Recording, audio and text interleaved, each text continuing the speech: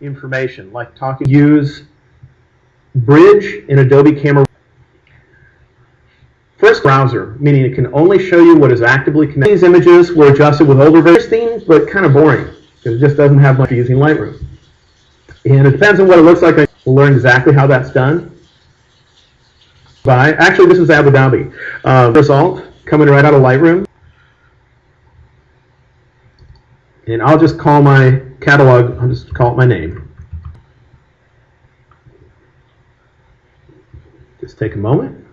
There we go. We have a new catalog. Now, this is what it look like when you just open it fresh. Where you find an import button, or if you prefer working with menus, you can go to the File menu at the top, and you will find a choice called Import Photos and Video. Button in the lower left, contents of my hard drive, and so my files are, and I'm just navigating. I found a folder of images. I just clicked on its name, and that's just to say which images would you like to import, which would you not. So it's off with them all unchecked with those files. And I have 4 choices. Them to a different folder on my hard drive.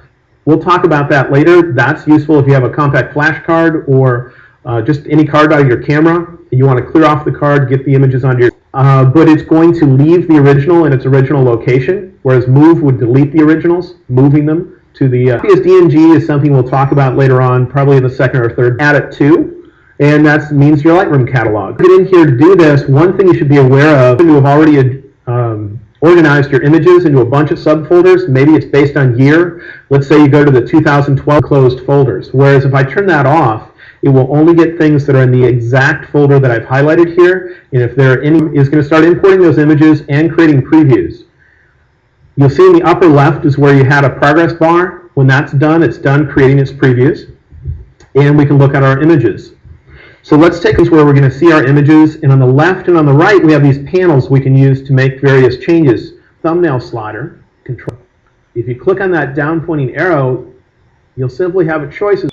So if I want little rotation icons there, I can get them to show up. All I need to do is click on the photo menu. That's where you'll find a choice of rotate left and rotate right.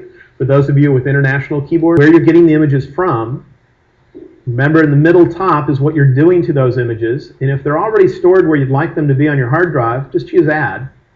And on the right side, it pretty much gives you details about where they're going. It's just saying it's going into my catalog.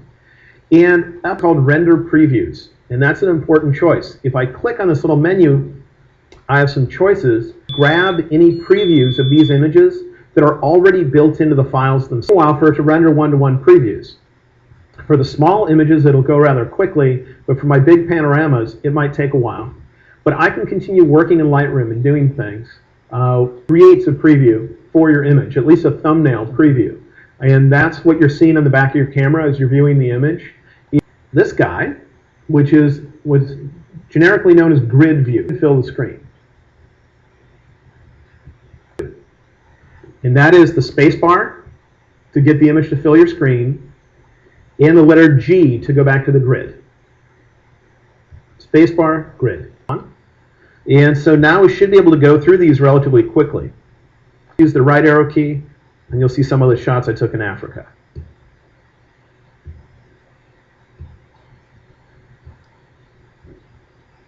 But if you take a look at that guy, and I hit the spacebar again to zoom, in this time, instead of just importing one folder at a time, I'm going to just come in, and on the left side it shows me the I was wanting to import. I'll click on it so it gets all, so it can get the ones that are contained within it.